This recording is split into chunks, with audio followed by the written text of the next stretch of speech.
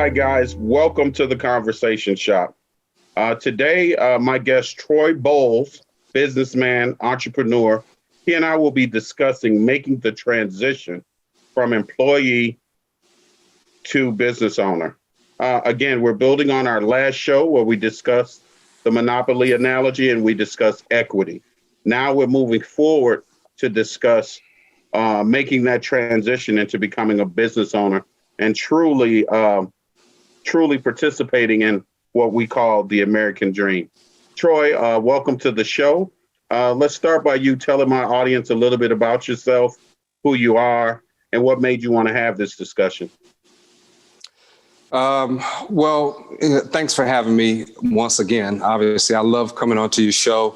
You and I have been friends for many years. We have a lot of conversations like this offline and things of that nature. So, it's a really, really comfortable setting for me to be talking with you as a host and, your team and everything like that. So I love it. So you can have me here anytime. But basically, I've always been an aspiring entrepreneur, probably since maybe the 90s when I was younger.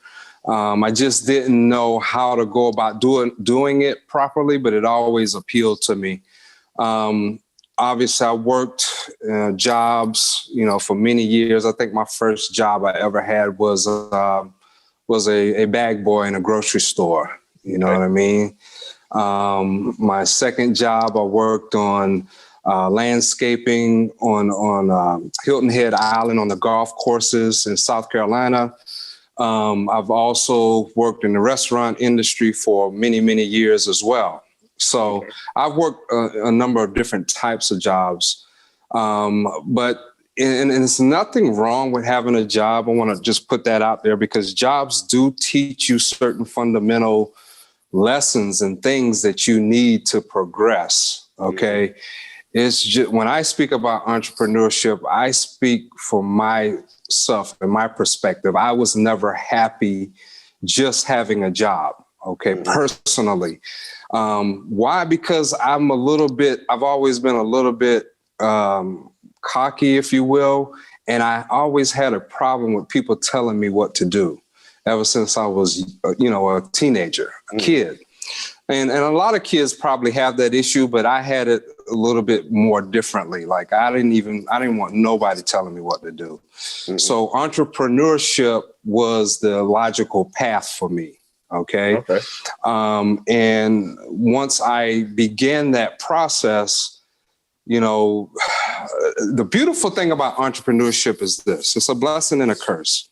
And that is because it takes a ton of failure for you to become successful. Right. And most people can't take the failure part.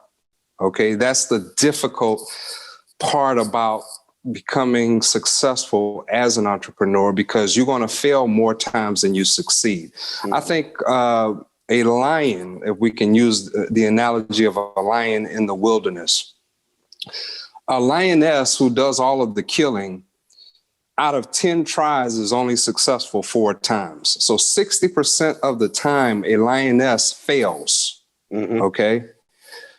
But out of that 60% failure rate, if they quit, they will die. Right. So, it's the same thing in entrepreneurship. That's one message I want to get across to a lot of people, and which is in line with the title of the show, which is transitioning from an employee to an entrepreneur. It sounds glamorous. It sounds great. And everybody wants to do it. I want to be an entrepreneur. But you have to be willing to sustain the failure time and time and time and time again before you even have a snippet of success. Okay. Well, Troy, I do want to thank you for that analogy. What I would like to do is with it being a blessing, number one, to have known you for so many years, and you have watched my professional growth. I've watched your professional growth. And one of the things that I've noticed about it is, and actually a light just went on in my head, which is we're both entrepreneurs in a way. And what I mean by that is you're an entrepreneur in its truest sense, but as a salesperson and a sales professional, I'm cultivating my own business under the umbrella of someone's corporate structure every year, because in sales, you're only as good as the year before, the year that you're in. So let's say 2020 just ended. I'm back on the same level as anyone new coming into the business, starting sales. The only difference is the knowledge that I have from failures and successes that's taught me how to be a better salesperson, how to make sure that I'm getting the most out of my time. My time is very valuable, making sure that the time that I spend with a potential customer on a particular focus equates to money, because I know if it equates to money for my corporate umbrella, corporate employer, it equates to money for me. And I work very independently of being in the office. I don't go into an office. I work out of my home. I'm giving the freedom to travel. I'm giving the freedom to utilize the skill set that I have to be successful, not only for me, but for the company that I'm with. So again, what I would like to do as we begin this show is to walk the audience from the beginning. So I'd like for you to discuss what it was like. We're going to go back to 1998, 99, when you and I first became friends, right?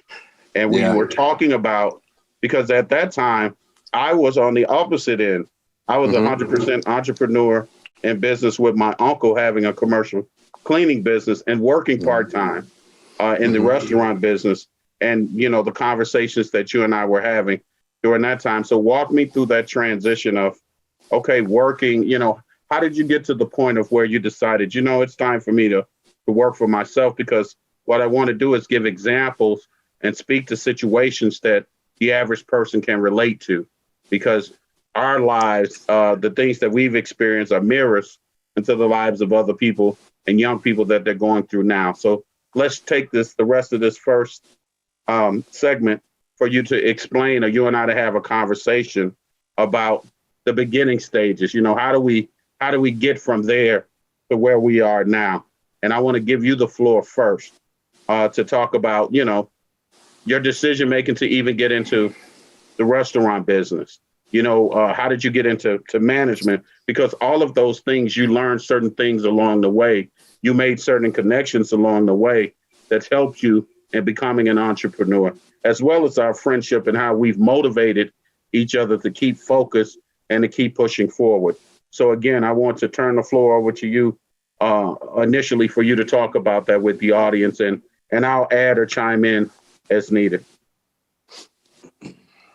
Well, what I would say is, and obviously everything that I'm saying about myself, I'm saying it with the objective in mind that somebody who is watching this is in the position of being an employee and they want to transition into becoming an entrepreneur, right? So I'm speaking from that perspective. My personal situation, back what you're talking about when we met in 1998 or whatever it was, might have been 97. Right. When we met back then, I actually started out in the restaurant business by accident. Okay. I needed a job, and a job coordinator person, had that available. It was around Christmas time, so it wasn't a lot of people hiring. And the restaurant was actually starting a delivery service. I was under the impression that I was going to be on the phones helping with deliveries. Okay, that's what I thought I got hired to do. When I got there, they put me in the dish tank to wash dishes. I'm like, what the heck? All right, you know what I mean? I got to do what I got to do. It's a job. Right. So as I began to wash dishes, it was a very hard job. It was very, you had to be there the first thing in the morning. I was the first person there other than the general manager. I had to actually unload the trucks, put the stuff in the freezer. It's freezing cold. It was already wintertime, and I'm in the freezer all morning, stacking stuff up in the freezer. And when that was done, I was prepping food, washing dishes, and the cycle continued. Okay. Mm-hmm. Every day I went home, I was soaking wet. because of the dishwater and everything, smelling like garbage, basically. So I think that me being an ambitious person, and that's one thing that for those of you that are listening, you have to be motivated and ambitious. You know, you have to have that in order to continue to get to higher levels of what you're trying to do. All right. And I was never comfortable with where I was. I transitioned from a dishwasher. 18 months later, I was a manager in the restaurant. Yes. Okay. From a dishwasher. All right. And that's because I maintain a certain work ethic. Okay. Which means I was always to work on time. I did my job the way I was supposed to do it. I never caused any issues, and I always progressed through the levels based upon that. I didn't ask them to be a manager. They asked me, would you like to? As a matter of fact, they asked me several times because I turned them down a few times. But as I said earlier, when you have a job, you know, you have to take the good parts of it and really focus on that. And the good parts of having certain jobs is you can learn certain skill sets that you can utilize in your own business. Because I learned my managerial skills were developed through working those jobs as managers. I worked, like I said, as a restaurant manager. I went into other positions as management and other jobs. I like what you said earlier about sales as well, because sales played a big role in the success of my businesses moving forward. I mean, I haven't had to work for anybody for years on end now, based upon a lot of the lessons that I learned when I was selling life insurance and doing sales. Mm-hmm. And in the life insurance company that I worked for at one point, actually had to do with a lot to do with telephone sales, which transferred into my business that I had, you know, prior to the coronavirus situation. Okay. Well, yeah. Again, you know, piggybacking on that as well, you know, when you and I met, you know, here I am coming out of college doing the same things you're talking about, working hard in college and going to school, ended up starting as a resident assistant and ended up being assistant general manager of a $5 million private residential business, and utilizing those skill sets and learning about sales in order to push me forward and again make me want to save money and get in business with my uncle. We'll pick back up on this on the second segment. Guys, we'll be right back on the Conversation Chapter.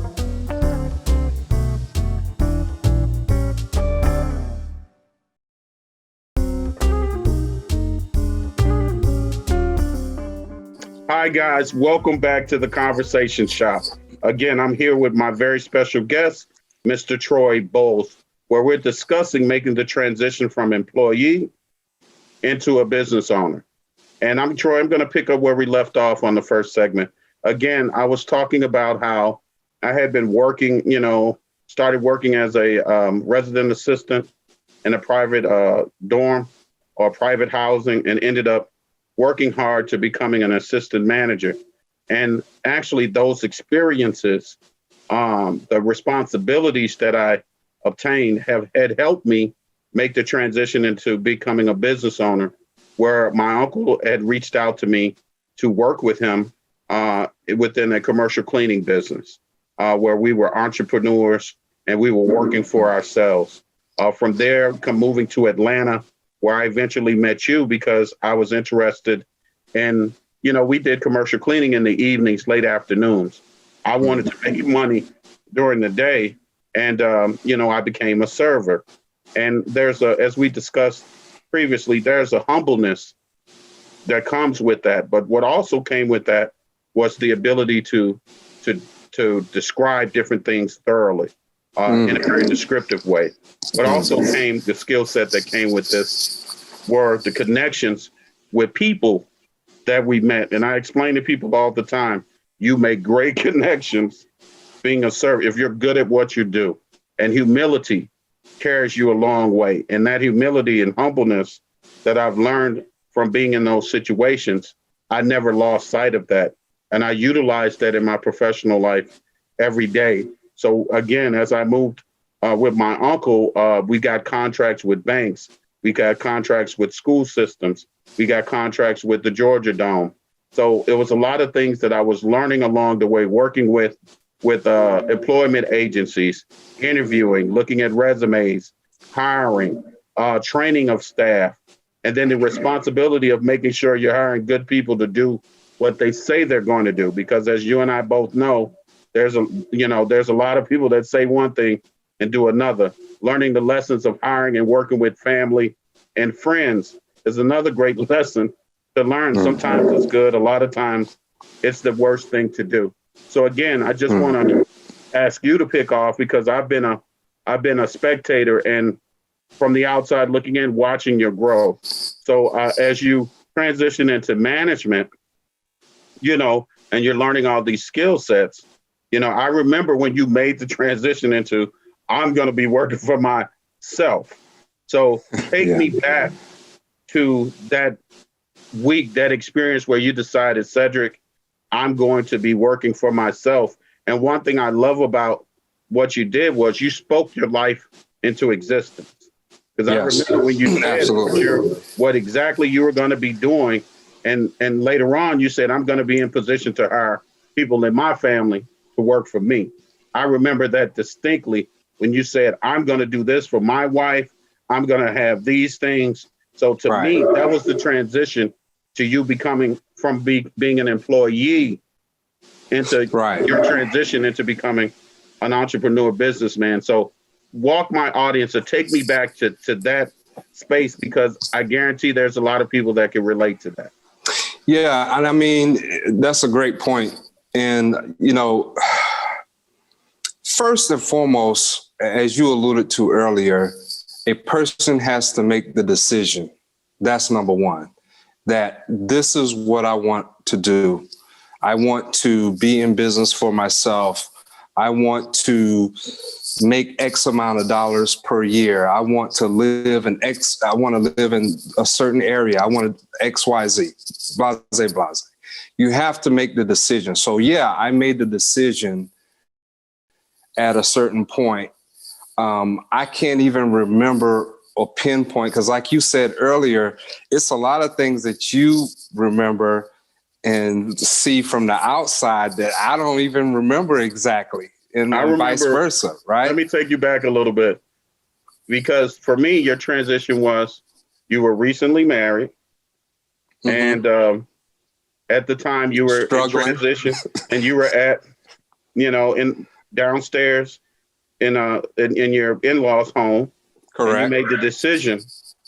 That to me was when you made the decision. I remember the conversation we had. And I was at the bottom, but you were ready. You were like, I'm about to do this myself, and I'm going to work for myself. I was at rock bottom. So talk to me a little bit about that, whatever you feel comfortable sharing, and because that right there, when I remember that, you immediately went out. You met your former business partner. And talk to me about that transition when you met your business partner, and then you guys got into the business that you did. I don't want to tell the audience. I'm going to tell you. I'm going to tell you exactly. Exactly. Here's what happened. Okay, the recession was during that time. We were deep in the recession. I actually lost my home. Okay, because I could not, I was in the hospitality industry, which was the restaurant business, like we're talking about. And that industry, when things happen, gets hit hard, fast, just as people are seeing now with the coronavirus. Well, during that time of the Great Recession, the restaurant industry took a big hit. I was not making any money. And talk to me a little bit about the Jack experience, because that was your first step into ownership. Right. So talk to me a little bit about that. Exactly. That actually came right after this, because what happened was I obviously, like I said, the restaurant business hit rock bottom. So with that being said, and I just met my wife, we just had a baby, had to end up moving in with her parents so that we could, get our footing. During that time, I'm trying to figure out, what can I do? What can I do? I had no money. I had nothing. Okay. Zero. But I kept trying different things. Now the Jack situation happened a little bit earlier, a little bit prior to that. Okay. I met Mr. Jack in the restaurant business. Long story short, we ended up opening up our own restaurant, okay, which I learned a lot of lessons from that perspective. So I know we keep going back and forth on the restaurant thing, but the restaurant thing played a big part in my life and your life as well, okay? So Mr. Jack and I, who's a successful Atlanta businessman, owns several businesses that if I call the name, if you're familiar with Atlanta, you would know, not you, Cedric, but the audience. But he became a mentor of mine. I learned a lot. The old man taught me a lot, okay? And what happened was I began to implement some of those things, but I still wasn't where I needed to be. Fast forward, a couple years later, I had to end up getting back in the restaurant business. Okay. It was around Christmas time. I'll never forget it because I came home that day. I had a pretty successful week in the restaurant business that week because it was around Christmas time. I think I came home, I made like $1,500 that week. Okay. And so I said, wow, I need this in my life every week. You know what I mean? I need this in my life every week. So I'm in my closet, taking my clothes off, getting ready to take a shower or whatever. And I had a little prayer to God. I said, God, what can I do to change my life, change my situation financially? Like what? And he spoke to me, it hit me. And it's really going back to what you said earlier. I don't know whether we were on camera or off camera, but you talked about sales and how, the lessons you learned while as a salesman has gotten you to where you are. Even though you're working for a company, you still have a business within a business. Right. So I actually made the decision. I said, what have I ever done in my life that has made me the most money? And sales fell out of the sky into my brain, okay, from heaven. Boom, sales. So I said, wow, okay, I'm going to look for a job that's in sales, telephone sales specifically, where I'm making at least $80,000 or $90,000 a year, okay, right, which I had never made before, okay? Keep that in mind. I'm not highly educated. I'm not, you probably most educated person I know on the planet, Sedrick Page. Okay. And so I didn't have all those credentials. Okay. Plus a few little things in my past, obviously run-ins with the law, stuff like that. I have all that I had to deal with. But I knew the amount of money that I wanted to make, and I knew how specifically I wanted to make it. So I started looking for a job offering that. And within about a few days, I saw an ad saying specifically what I had asked God for. Specifically. What did that say? It said telephone sales, $90K a year. It said, a few other little nuances I had in there. Okay. So it was specifically what I had in my mind and what I asked for and what I wanted to look for. Right. I applied for it. Never heard anything. A month later, I saw the ad again. I applied again. About a week later, I get a phone call, and it's the company telling me to come in for an interview, right? Because I had submitted my resume and all that stuff. I go in for an interview, and the boss man told me, he said, we got several people in front of you that we think are more qualified. Okay. But check back with us. I called them practically every other day.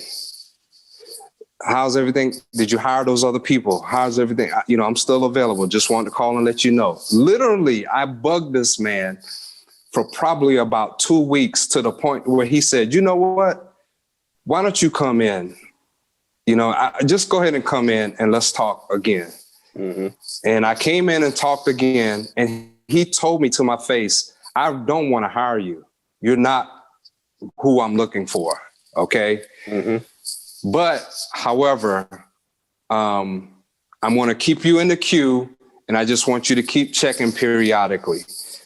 Kept checking periodically. He called me one day. When I called him to check, he said, you know what? You're hired.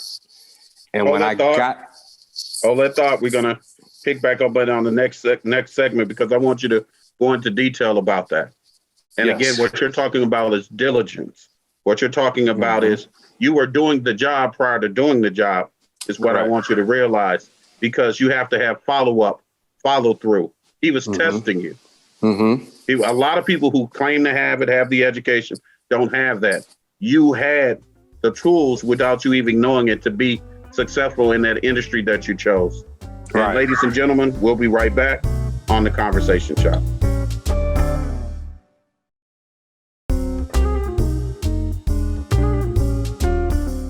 Hi, guys. Welcome back to The Conversation Shop. Again, I'm here with my very special guest, Mr. Troy Boles. We're going to dive right back into this conversation where we're talking about transitioning from being an employee into being a business owner.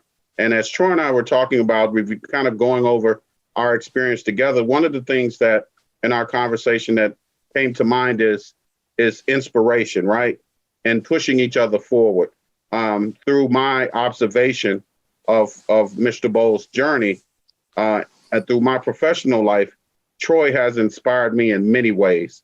Watching him overcome a lot of the valleys and crevices that we all go through in life, and watching him come out shining, come out 5-6 steps ahead, watching him be successful, and at times, not realizing that I'm an entrepreneur as well. Still an entrepreneur, wanting to going, hey, Troy, I've said this to him before, man, I'm used to this corporate money, but, I really envy, just being the master of my own destiny, not realizing that I am the master of my own destiny.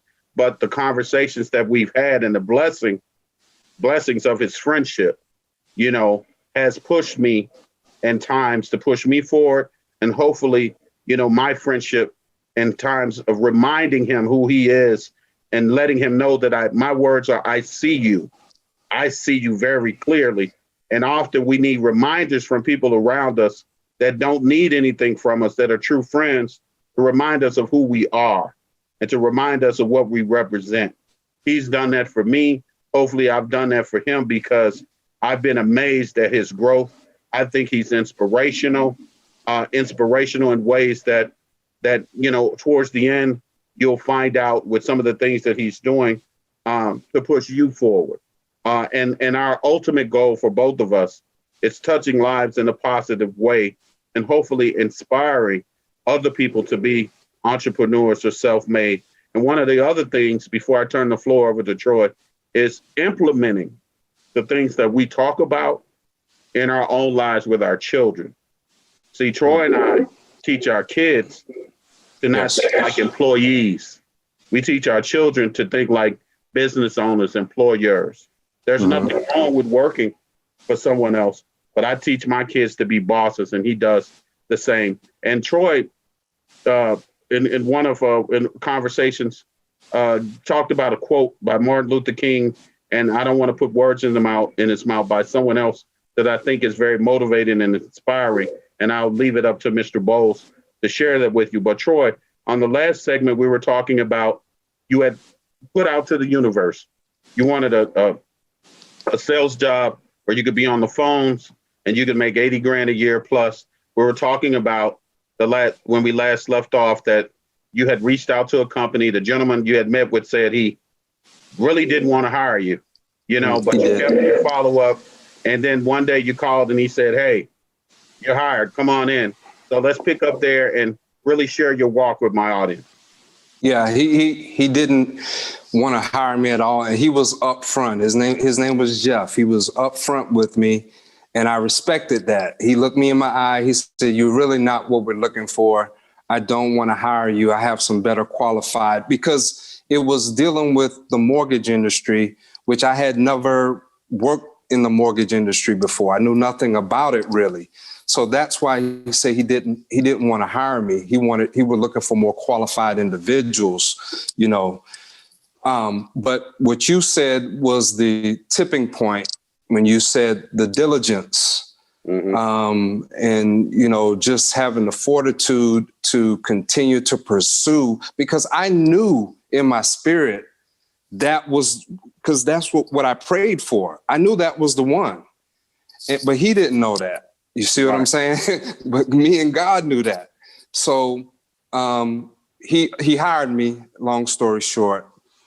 When I walked in to the actual job, the actual business part where everybody was working, and I saw the phones ringing off the hook, and I saw the money it was almost like The Wolf of Wall Street. Have you ever seen that movie? Yeah. You know what I'm saying? Where he walks in there and they're just on the phones and they're talking money, 1,000 here, this. I was like, wow, I'm home. Mm-hmm. And I made the decision. I said, within 6 months, I'm going to learn everything I could possibly learn at this job. And I'm going to do this for myself. I made that decision right then and there. I asked people questions so much, they were kicking me out of their office. I swear to you. Anybody that had some knowledge about something at that job, I was asking them. I literally was sitting in people's offices, some of the managers' offices, with a notepad and a pen, taking notes, asking them questions in between their phone calls. Anybody that would give me some information. Okay. And ultimately, they hired my business partner, who ended up becoming my business partner. He got hired maybe a month or two after me. And like minds come together, just like you and I did when we first met each other and we're working together. Like minds gravitate towards each other.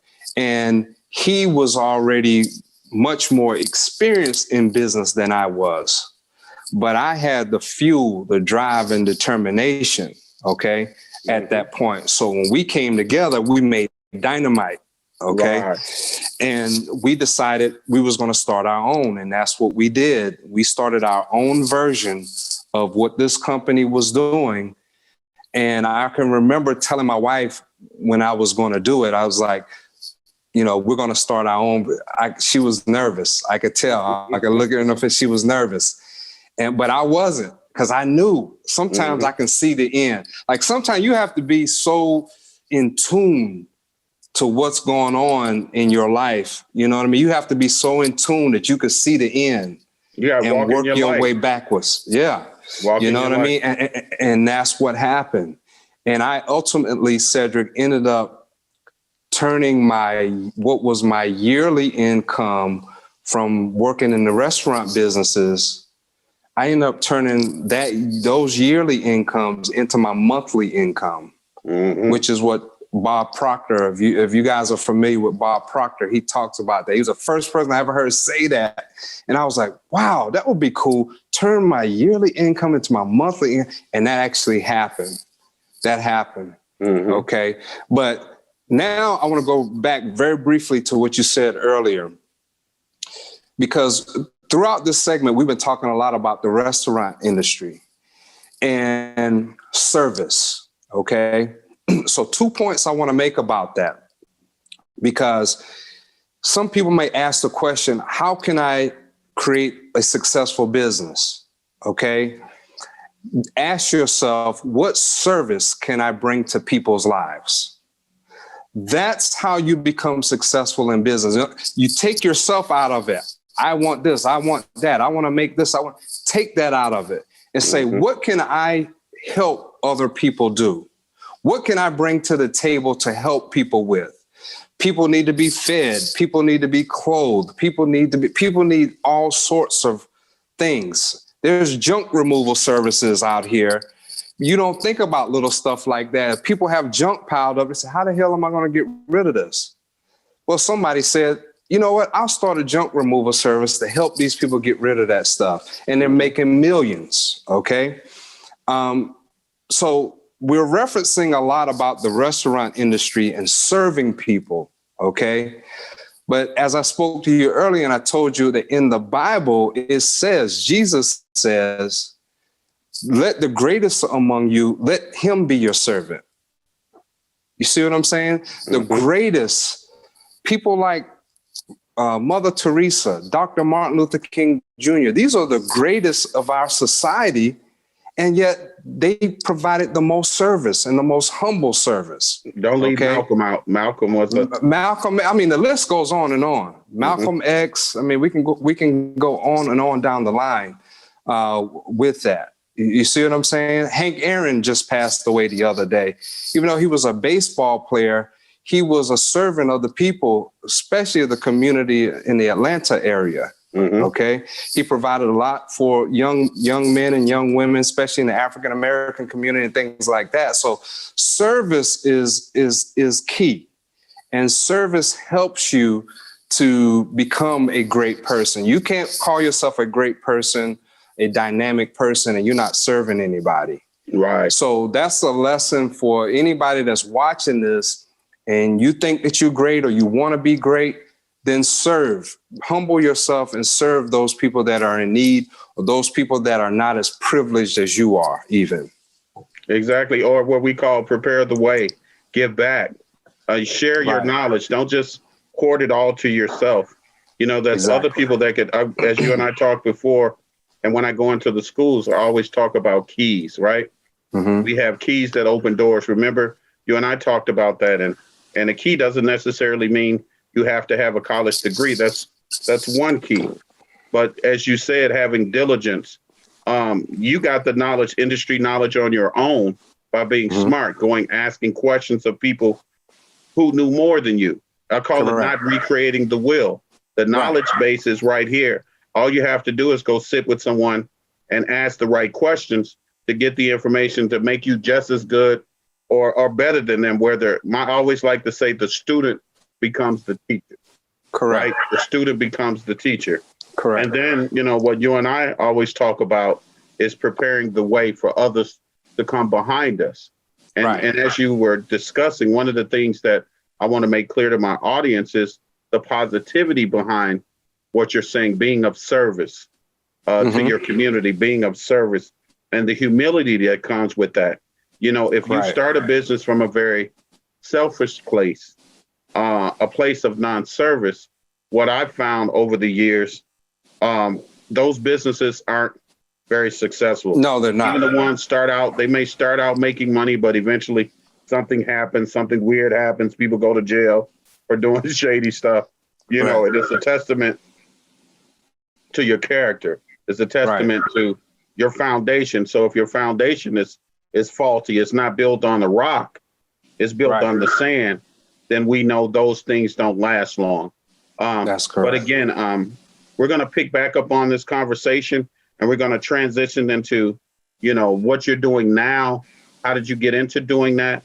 And then from there, I want you to leave my audience with some tools in order to push young entrepreneurs or entrepreneurs forward. You have some ebooks and some other things that I want you to share with the audience to give them information and tools to do what you and I have done over the years. And we'll be right back on the Conversation Shop.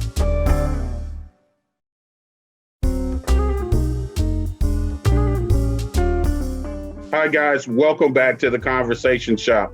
Hey, we're going to just jump right back into the conversation Mr. Troy Boles and I were having about transitioning from being an employee into being a business owner. And Troy, you were leaving us some nuggets about service, right? And servitude and humility. But what you also shared with us on the last segment is belief in self and pushing forward, not recreating the wheel, going to the quote unquote teachers and masters in your field, asking questions, Correct. learning, humbling yourself, learning as much about a business as you can, working hard. Those are some of the things I want to be clear with my audience, the hard work that you did, the diligence that you did, the investment that you made into yourself and into this business in order to be successful. So I want you to dive right back in. Let's pick up from there. And then let's transition into what you're doing now. You know, COVID affected a lot of us negatively, but I smile on my face because you saw an opportunity where most people would have freaked out and thought everything was over, you know, and I love how being an entrepreneur allows you to find your niche, to find your place, and the fearlessness that you have to have being an entrepreneur, and the complete belief in self, because you have to have that belief and that fearlessness in order to be successful. As you know, when you go to Vegas, scared money doesn't make money, right? So you can't be scared. That's a real statement. You cannot be scared. I'm like a shark in water. I could smell fear. Yeah. You know, to me, it's a personality flaw. So if you act like you're fearful with me, I'm gonna eat you up like a steak. You know, I mean, just hands down. Yeah. And again, that mentality has taught me and served me well in the business that I'm in. But I also mix humility and humanity with it. I don't want to do anything negative or take anything from someone. But again, it's your responsibility to come to the table with the right tools, especially when you're sitting across the table from a shark. And I'm definitely a shark. But again, let's pick up to where we left off on the last segment, and I give the floor to you, sir. Well, ultimately, as I said before, I ask a lot of questions, and I got a lot of information that helped me get to the next level now with that specific business. Okay. That specific business, speaking of service, was a service business. So what we did was we helped individuals that were in financial difficulty. We educated them. We pointed them in the right direction. We helped them to try to save their homes and things of that nature. Okay. So we were providing a service. So that's why I harp so much on, and as I'm speaking to those people, staying on topic with those people that are employees right now that are looking to become entrepreneurs, because in this day and time with the coronavirus and all the things that are going on, there's a lot more people waking up and realizing, hey, I need to make some type of change because I don't have a job anymore. You know what I'm saying? So those are the people that I'm speaking to, and I'm passionate about that. I like helping people to do that. So, that's why I love getting into the stories, and I love kind of dropping as many little gems as I can for somebody to hear this and say, okay, I need to do this. I need to do that. Oh, I never thought about that. So going back to the story, I knew what I wanted. I pursued it. And I sought out mentors, i.e. those people that were already doing what I wanted to do.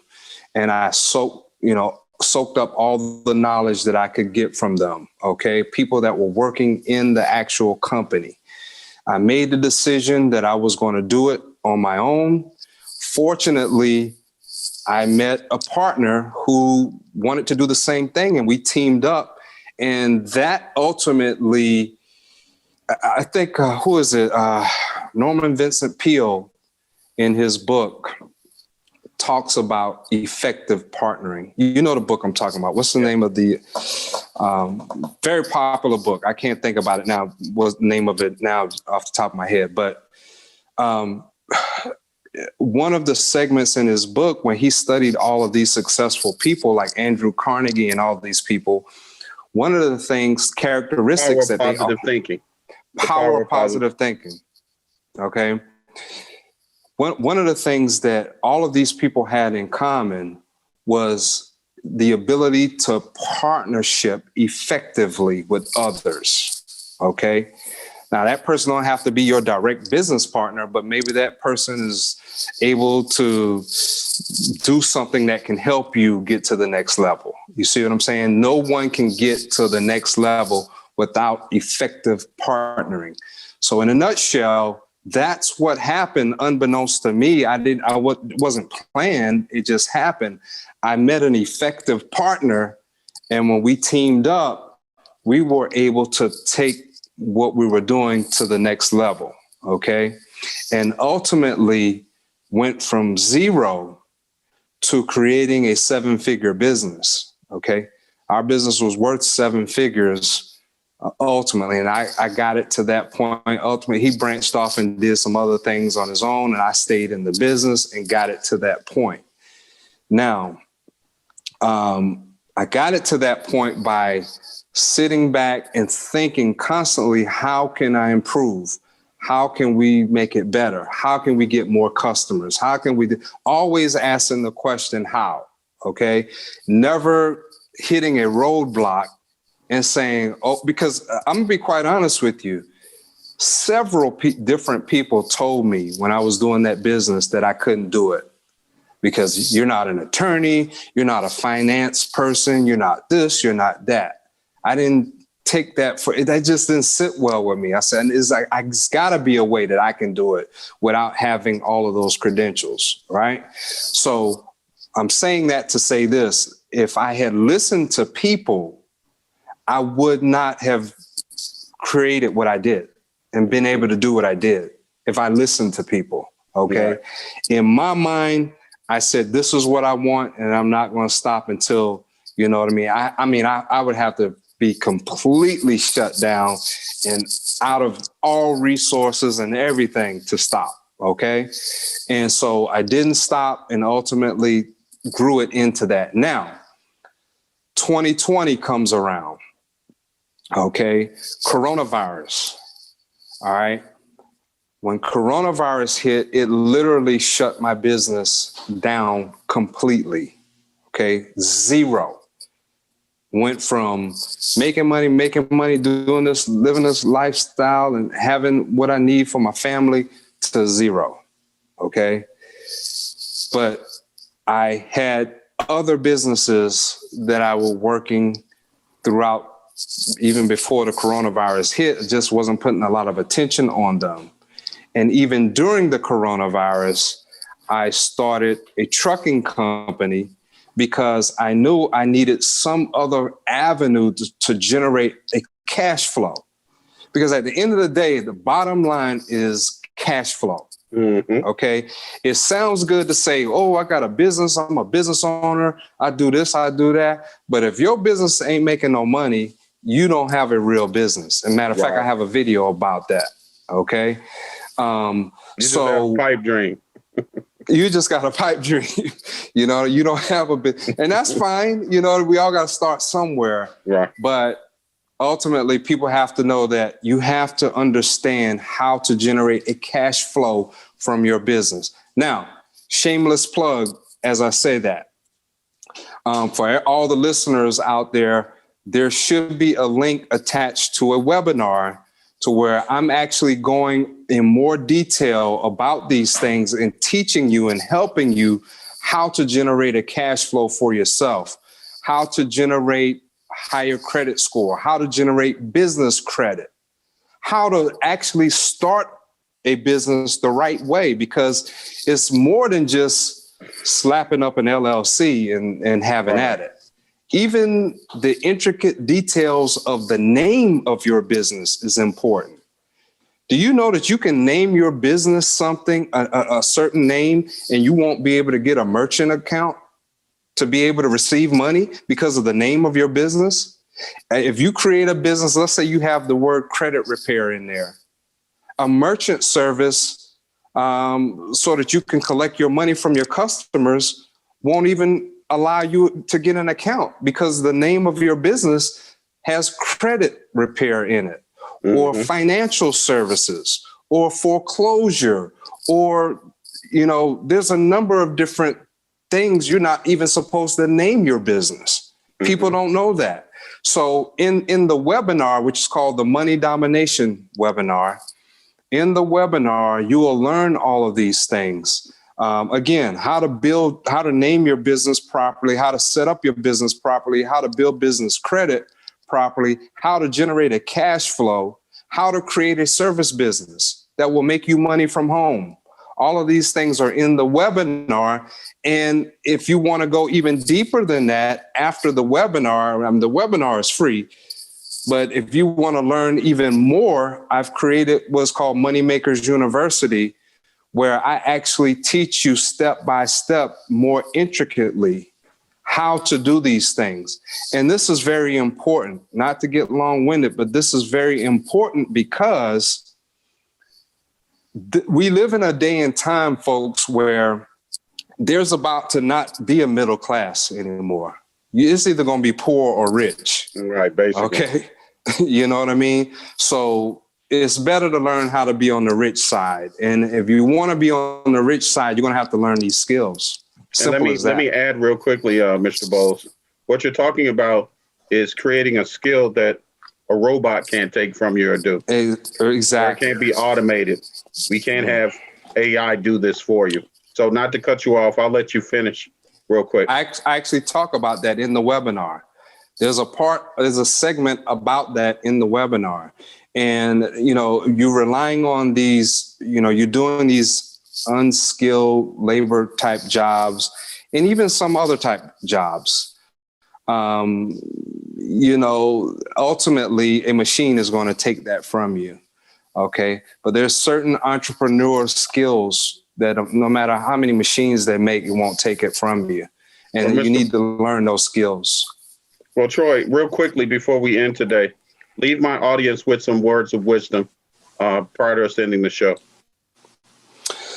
Okay, words of wisdom. Let's see here. What I would say is, if you should take any lesson from my story or what you've heard here today, that is to actually make a decision of what you want.